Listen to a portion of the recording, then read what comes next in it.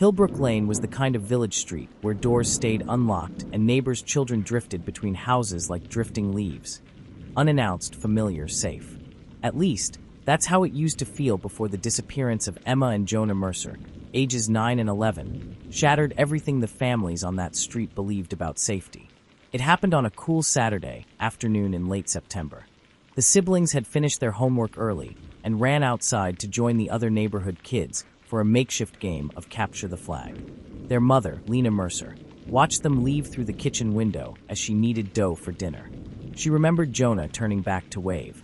Half a smile, half a smirk, the way only an 11-year-old who thinks he's growing up too fast can do. By dinner time, the game should have ended, but the kids hadn't returned. Lena thought nothing of it at first. Hillbrook Lane was safe, it always had been. But when she stepped outside to call for them, only silence answered.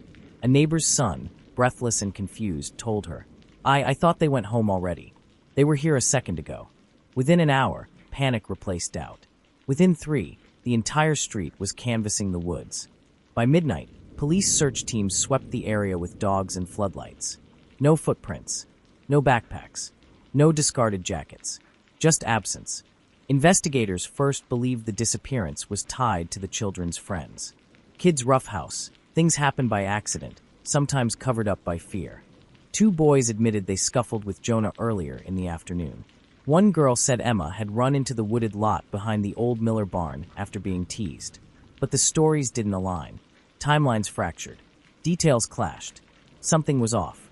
Detective Sarah Holt, lead on the case, noted quietly in her first report. Inconsistent accounts. Children's fear appears unrelated to typical guilt. They seem afraid of something else. 3 days into the investigation, as tension thickened over Hillbrook Lane, a new thread surfaced. Emma and Jonah's uncle, Darren Mercer, had been visiting the family for the past 2 months after losing his job upstate. He stayed in the basement apartment, kept to himself, and rarely spoke to neighbors. Lena described him as quiet, helpful, just trying to get back on his feet. But her voice trembled in a way Detective Holt didn't overlook. A neighbor, Mrs. Aldridge, mentioned she often saw Darren walking alone late at night. Another claimed he'd heard arguments from the Mercer basement, low, urgent voices. Yet none of this made him a suspect. The children loved him. They called him UNCD. He played board games with them, taught Jonah card tricks, braided Emma's hair when Lena was busy. What no one could understand was why Emma's friend, Mia, had suddenly whispered to her mother on the 4th day of the search. Uncle Darren told them not to tell anyone about the game. Detectives questioned Darren again, this time more firmly. He insisted he'd been home all day, nursing a migraine. But when Holt asked about the game, his face stiffened. What game? His answer came too quickly, too sharply. The investigators pressed harder. Hours later, Holt emerged from the interview room, face pale. He's lying, she said simply. Yet they had no evidence. No confession. No body. Nothing. On the 6th day, a breakthrough came, not from police work, but from a child's drawing. Mia's mother brought Holt a crumpled paper found in Mia's backpack. It was one Mia had drawn the week before the disappearance. Emma and Jonah standing beside the old well behind the Miller barn. Behind them, a tall figure with broad shoulders and a baseball cap. The cap looked eerily like the one Darren wore daily. Beneath the drawing, in shaky pencil, Mia had written, "The secret place." The well had been sealed for decades. At least, that's what everyone believed. Police pride opened the rotted boards covering the well entrance. A stale, cold breath rose from the darkness. 20 feet down, the beam of a flashlight caught 2 small bodies curled together, shivering, exhausted but alive. Emma and Jonah were pulled out dehydrated, terrified, but unharmed.